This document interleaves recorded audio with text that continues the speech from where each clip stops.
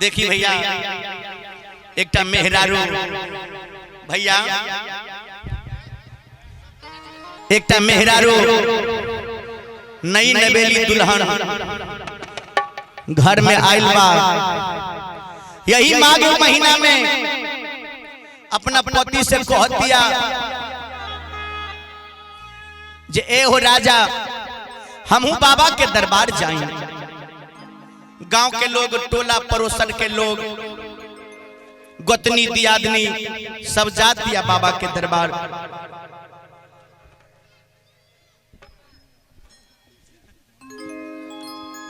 पटनिया पंचायत के उप मुखिया के मम्मी जी के तरफ से 25 रुपया के पुरस्कार बहुत बहुत धन्यवाद।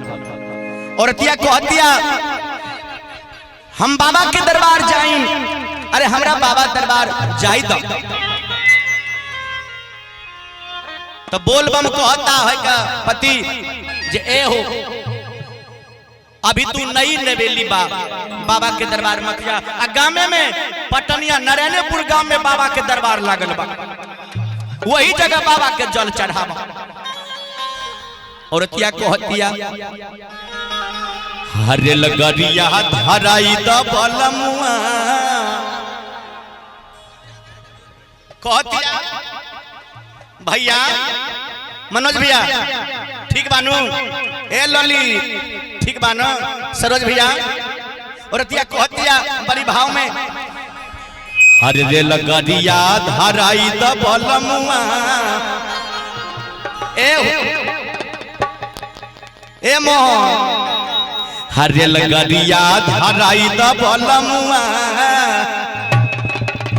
जाए के बाबा धाम नगरी। रे लगरिया धराई द बलमुआ जाए के बाबा धाम नगरी। रे लगरिया धराई द बलमुआ जाए के बाबा धाम नगरी। रे लगरिया धराई द बलमुआ जाए के बाबा धाम नगरी। धाम नगरी बाबा धाम नगरी, धाम नगरी बाबा धाम नगरी। धाम नगरी हो बाबा धाम नगरी, धाम नगरी हो बाबा धाम नगरी। एगो टिकट ए हो एगो टिकट कटाई द बलमुआ जाए धाम नगरी। एगो टिकट कटाई द बलमुआ जाए के बाबा धाम नगरी।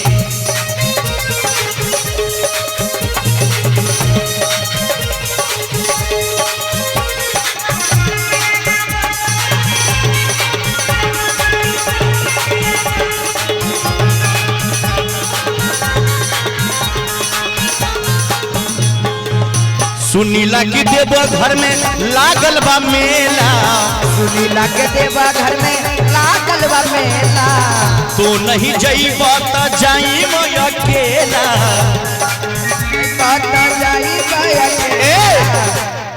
हरे सुनीला की देव घर में हर लागल बा मेला।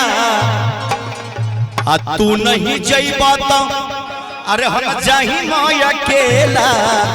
और का करम ए बुढ़ू का करम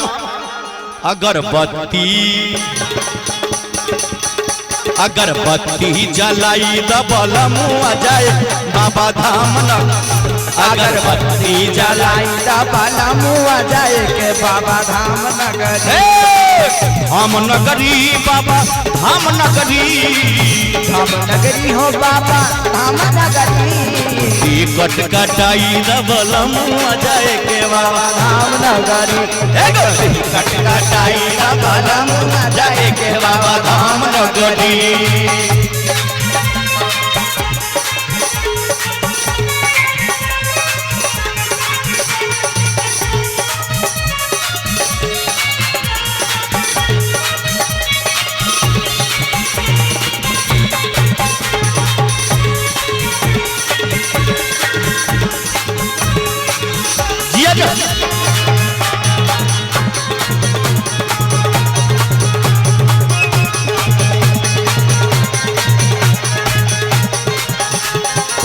और अतिया को हतिया पैरा सा पुरस्कार हो साक्षी कुमारी के तरफ से बाबा के दरबार में 51 रुपया के पुरस्कार बा है।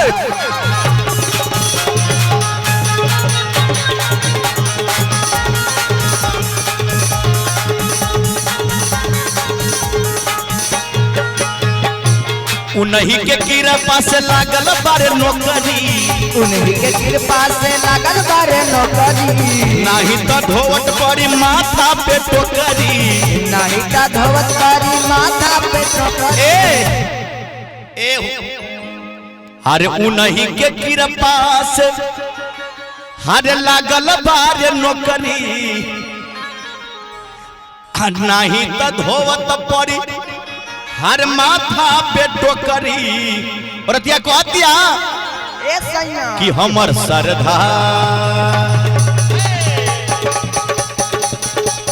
श्रद्धा पुराई द बलम, हमर श्रद्धा पुराई द बलम जाए के बाबा धाम नगरी। धाम नगरी बाबा धाम नगरी, धाम नगरी हो बाबा धाम नगरी, धाम नगरी बाबा धाम नगरी, धाम नगरी हो बाबा धाम नगरी।